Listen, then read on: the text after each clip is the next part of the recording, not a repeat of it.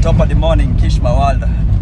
As we speak right now, I have just been released from police custody with Mr. BMG travel here. He's very angry. Guys, I'm not happy. I'm not happy with what is going on in my country. I'm not happy about that. Yeah, it's very sad, man. It's very sad. Let me introduce myself. My name is Mr. BMG. I'm a South Sudanese YouTuber and traveler with about 142,000 subscribers on YouTube. Yes. And actually the biggest South Sudanese travel YouTuber in the world now. Yeah, you're the biggest South Sudanese. Right now, I'm the biggest with biggest subscription. So you're representing your country? Yeah, I'm representing my country internationally. Yes. Because, man, that is it. And you see, the reason we're making that clear is because even me before I came to South Sudan, I contacted Mr. BMJ because he's the only South Sudanese YouTuber I know. And I told him I'll be coming to your country, and he picked me up. He hosted me very well, which shows you what the South Sudanese hospitality is all about. But now, there's a different problem. The other problem is called government.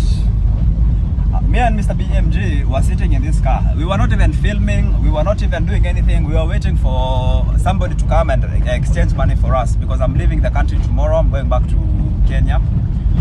And these policemen, 3 of them, they come and they start talking to Mr. BMG here in the local language. So me, I don't understand what is happening. So the guy started pointing at me and saying questions. Then I'm wondering what's happening here. Then Mr. BMG now, he tells me they have a problem because of your hair. So I'm wondering why because of my hair. Like, what's the problem? Then now they caught me and they told me to leave the car. BMG, maybe you can tell them, what were they saying initially when they came? Actually, they were like those policemen. They were seated just on the roadside. So they saw you, they saw us, and you with the dreadlocks. And then you were also brown. And for them, they were like, oh, this is a foreigner. Maybe they will take advantage of him. And I have my tattoos also. Yes, you have also your tattoos. Yes. They came and they were like, they told me in our language that Maluzole with dreadlocks. Why are you with dreadlocks? That the government doesn't want dreadlocks. So I told them back. I said, oh, I'm sorry, this guy is from Kenya. You listen? Yes. I had Kenya, dreadlocks, then I knew something is wrong. I told them, you're from Kenya, you are not a South Sudanese. So, to my understanding, the IGP, because IGP here is the Inspector General of Police. Okay, so it's like the police boss here. Yes, like the police boss taking care, is a chief. Taking care of there's more police here. Let's pause for a bit. Man, don't always... I'm sorry, man. I'm cutting because I'm almost leaving South Sudan. You are not and I've been arrested, so I'm a bit afraid now. Okay. So the IGP. I was like the IGP.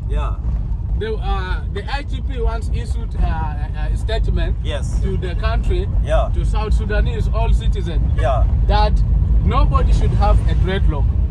In South Sudan, even the artists here, it's very difficult for them to have dreadlocks. The police will cut, and then if not, you need to have ID, identity card for your own dreadlocks, for your own hair, and this is in Africa. And you pay that. So you pay to even grow your hair. Yes, you do that. So they were asked. I told them, I'm sorry, my friend is from Kenya. So he came here like 3 days. So tomorrow he will be leaving. He's not from South Sudan. So they told me, even if you are not from South Sudan, but in South Sudan, they don't want dreadlocks. I said, where is that information coming from? So they grow annoyed. Because they were just making up rules. Because I was, I'm a traveler, and always I need to be honest. I need the right thing. Always we need to speak the truth. And you have to represent your country. I represent my country international. What I heard from the Inspector General of Police, he said he doesn't want people, because the reason was they fought for this country for so long. So they were like, there's small piece. I can say small piece. That the small piece in the country now, and they see a lot of youths just into what crimes. Yeah. So they are not petty crimes. concentrating. They are not doing positive things in the country. So that's why most youths are just artists, musicians, and what, and they assume the youths are not making living. Yes. They are not living a positive life. Okay, so they assume if you have a dreadlock, you're a criminal. You're a criminal. Yes, you're not like that. being positive you're in not society. being positive in the society. Yeah. So that's why they say they don't want dreadlocks. Yeah. But it's for South Sudanese only. Only South not Sudanese. For foreigners. Yes. Yeah, this is what I understood. Yeah. So they were like, so let's go to the office. Yeah, I don't know, even to come to think about it, when I was traveling to South Sudan here, in the roadblocks, if I'm not South Sudanese, I have to pay. If I'm the South Sudanese people, they go for free. Us, we have to pay every roadblock. But when it comes to implementing the law, this other side, they want to make sure even me, it affects me even though I'm not South Sudanese.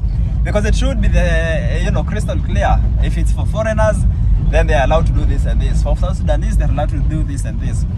So anyways, that's just by the way. So now they told me to get off the car. And then I was asking them, what's the problem? Because I don't understand. I'm not getting what the problem is. I don't understand the language. Then they're acting now very macho. And they're like, wait, we go there and we talk and you will see. So of course, because I'm in a foreign country, I don't know what's happening. I humble myself. I don't know what they're talking about, even though I had an idea. I asked BMG also and he told me they're saying they're arresting you because of your dreads. And first of all, I just wondered even what to say. I just said, let's go to sit where they want. Then they started trying to provoke me. Yeah. BMJ, they told me to sit on the ground. To sit on the ground. And that is one thing that made me even not to be happy. Yeah. Because you're a foreigner. Yes. You're a visitor to this country. Yeah. A tourist in that matter.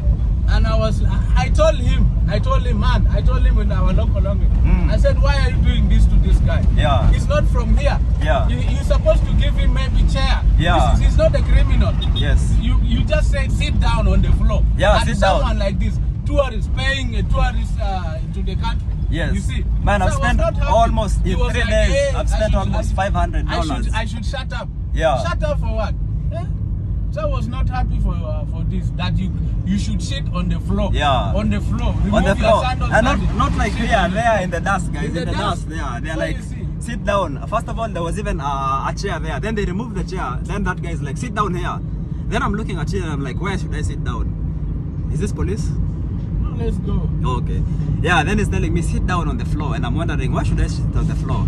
Then I heard you speak to that language. You called them off. Then they gave me a seat, a normal seat to sit down. Then the other guy is like, remove those sunglasses. They're pretending to be very harsh. Then I told him, no, I can't remove my sunglasses because I need them. There's a lot of dust. It's affecting my eyes. There's light. He's like, no, you can't be talking to people and you have sunglasses. So I started again fighting with him. I told him I can't remove my sunglasses because this is too much. Then he said, remove those sunglasses or I'll can you, because they even have sticks there. Now that's when I knew this will have to go to, like if they dare do something like that, it will have to go now to government, and I don't want any problems. I would even stay, I would even cancel my entire trip. We stay here for longer now fighting the government, if that's what they want. Anyways, I just do this. This is what I did. I said, okay, I'm gonna put them here. Of course, I put them back later because, to be honest, it's too bright. It's 40 degrees. There's a lot of dust. It's even my eyes. I blink a lot. If you guys notice, that's why I wear sunglasses. Not just because of fashion, but because I like it. So I just put them back later on. So they were threatening me with that. Then now they started asking me all these questions. And they don't even want to talk to me actually. They were speaking to Mr. BMG here in the local language, And then they're saying, oh, we have to cut your hair. I didn't even know actually they were going to cut my hair. Because I was telling them, I told him, me, I'm an international traveler. Yes. I respect you as a government and I know the laws of the government. Someone, a foreigner, suppose if it was me having the dreadlocks, you have rights. Because I'm a South Sudanese citizen, you have rights to do everything you want to do to me. But you, as a foreigner, maybe who knows? Maybe in Kenya, Kenyans they do Rasta. Yes, they do Rasta, and that is in Kenya. And when you come here as a tourist, and you come here, you visit the country, and you go back. So I was like, they were telling me they need money. They told me, at least for this case to finish, they need like 50,000 SSP. That is about $40, something like that. For nothing. For nothing. I told them, I'm not accepting you to pay even money. Yeah. Even if you have, I will not accept you to pay money for nothing, because it's nothing. Because it's for nothing. It's for like, nothing. what would you pay all that money for? And remember, they want you to pay that money so that they can leave you. Yeah. I told him, if you are the policeman, if you we pay the money and you leave, and we will live here, someone from nowhere will also arrest us and say he needs money, because there's no documentation. Yeah, you are going to take the money and even nothing will happen. If I meet the other police again, then they want the same. It wouldn't make any difference. And they were not happy. The other guy got angry, the other police guy, and then he gave money to some police guy that he should go and buy razor blade. Oh, so that's what happened. Because I saw them changing money, and I was wondering why they are giving each other money. Yes, because I told them. Yeah. Oh, so he said go and get a razor blade. Yes. Yeah. The other guy should go and get the razor blade. If I'm not serious, if I'm not taking care of my friend, they are going to cut your hair. I told them, you cut the hair. Yeah. You are the government. Yeah. I respect you. And you are a tourist. You came to visiting my country. If you want to cut his hair, his dreadlocks, cut. Yeah. There's no problem. The good thing, you have embassy here in the country. Yes. Tomorrow morning, I will rush to the embassy, and with tell that them hair. everything that happens, if it's true. Because me, I was sitting there, and they are speaking their local language, so I'm not really understanding what's happening. So I saw money going. Then after a while, I saw them come with a razor blade. I didn't even think that they're thinking of doing a stupid thing like cutting my hair. So then they saw the guy was like, "Oh, we're going to cut your hair," and I was like, "What? You're going to cut my hair?" Then they're like, "Yeah." I told him, "No, you cannot cut my hair. I've grown my hair for so long. My hair is my identity. I am an African, and this is my heritage. There's no way I'm going to cut my hair." Then they said, "No, now you have to cut your hair because it's not allowed to be here." I told them all these things. No, me, you were not going to cut my hair. So finally now they said, when they were insisted it's time to cut my hair, I told them, you know what? If you're going to cut my hair, you're going to cut it under one condition. My embassy, or my Kenyan embassy and my Swedish embassy have to know that my hair is being cut in South Sudan. Yes.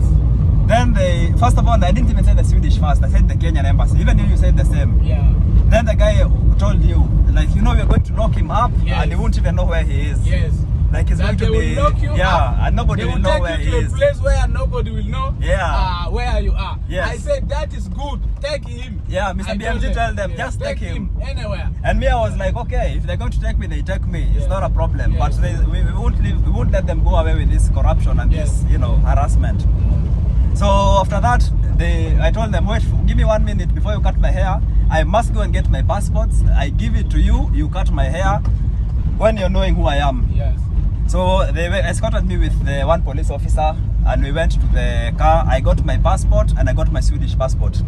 So first of all, I gave him even my Swedish passport, and somehow they were afraid of that passport so much. Then I went to the other police, all of them. Then I removed my earring because I wanted to remove my SIM card to put my Swedish SIM card inside. So one police, he looks at me and he's like, "What are you doing?" And I told him, "I'm changing my SIM cards because if you're going to do this to me, I have to call my embassy so that they know I'm being treated like this in South Sudan." Then I removed my SIM card. Then I'll show you even in the call logs. I wrote, I have the Swedish police number on speed dial.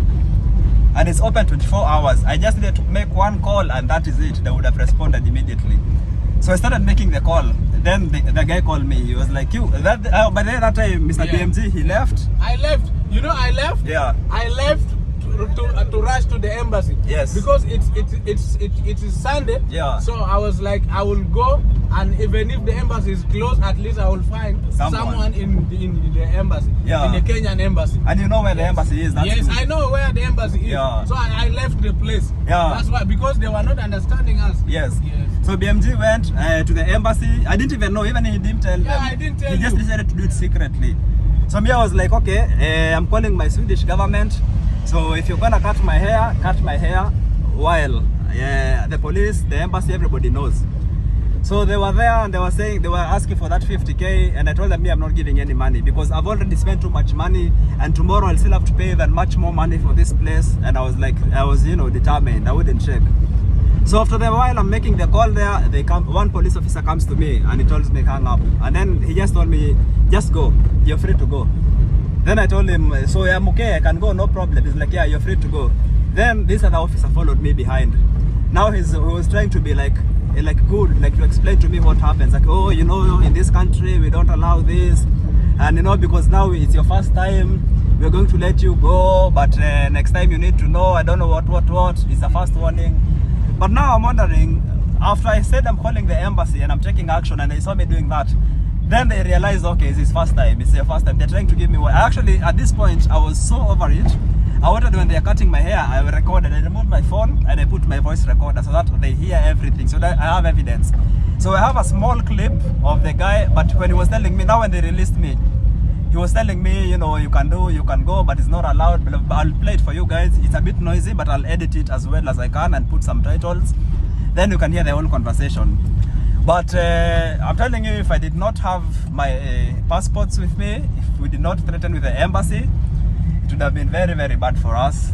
Either I would not be with my hair right now, they would have cut my hair, or maybe I would have been detained, maybe I would have given them all my money, and I don't know. It's crazy. BMG, what do you have to say about your country, man? First of all, I do YouTube vlogs. Yes. And I have so many friends. Yes. Even you people, you most of the YouTubers, they are coming to South Sudan because of me. Yes. Because they are seeing me filming. Yeah. Actually, I also, like mostly I film just at home. Yeah. Because things like this that you saw, it's not easy for me to come out and film. Yes. As me, as a local. Yeah. And you see, it's very hard. Yeah. It's very hard. I travel a lot of countries.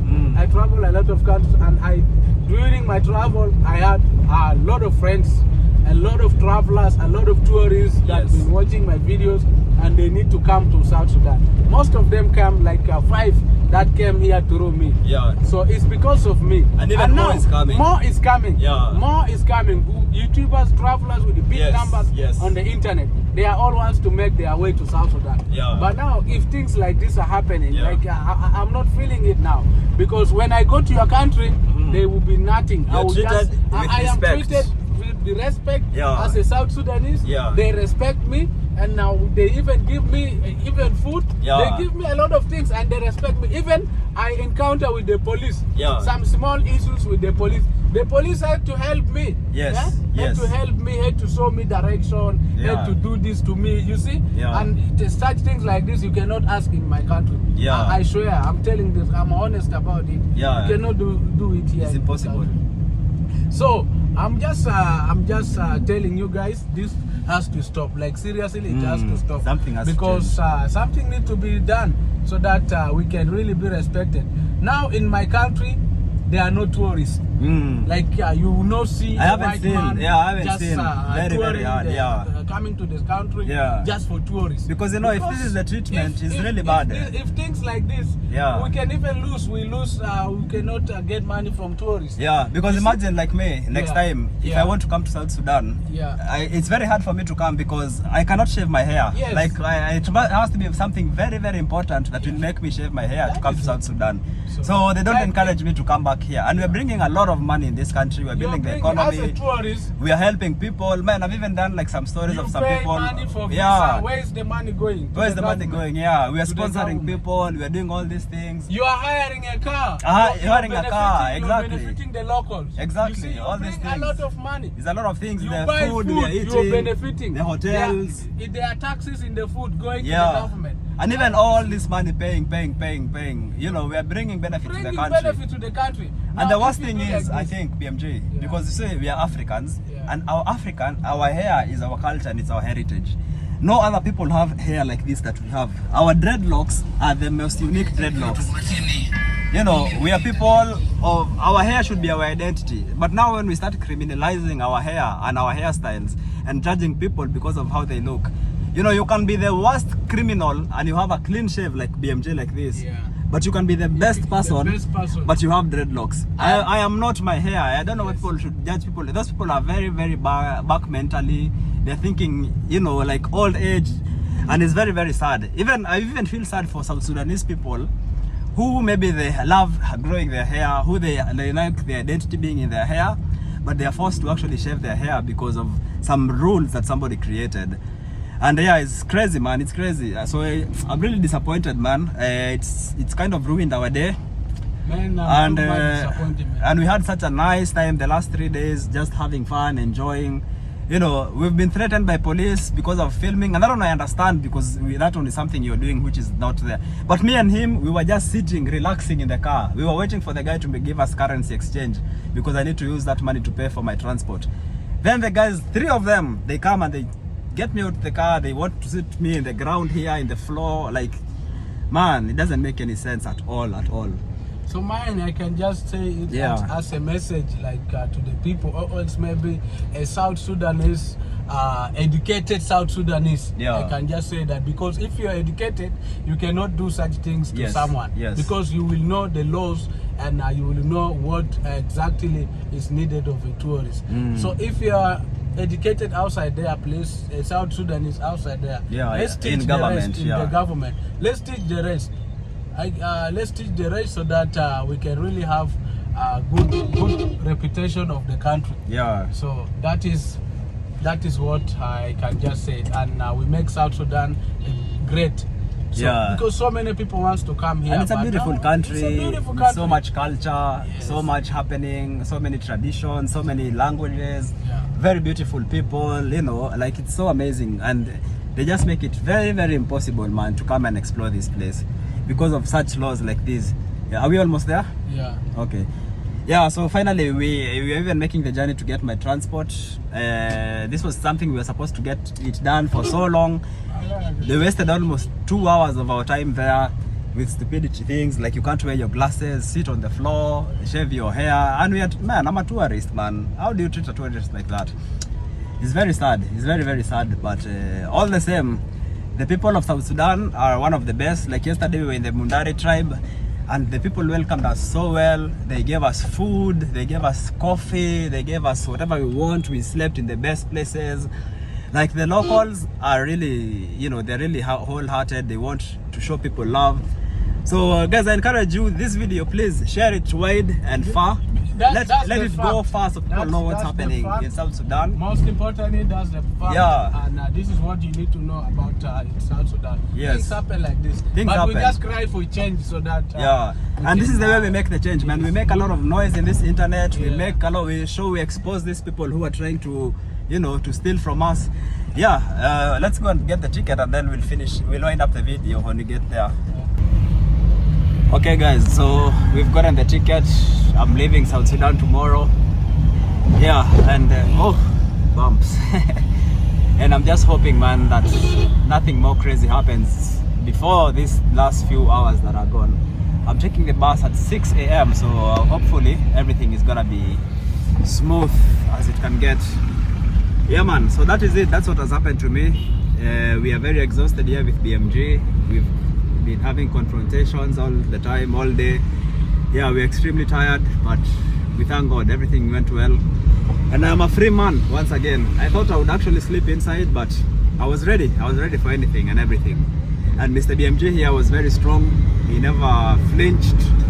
He made sure also the police, we stood our ground. They threatened us with everything. They threatened with detaining me and not letting anyone know where I am, and cutting my hair, and you name it, man, it happened.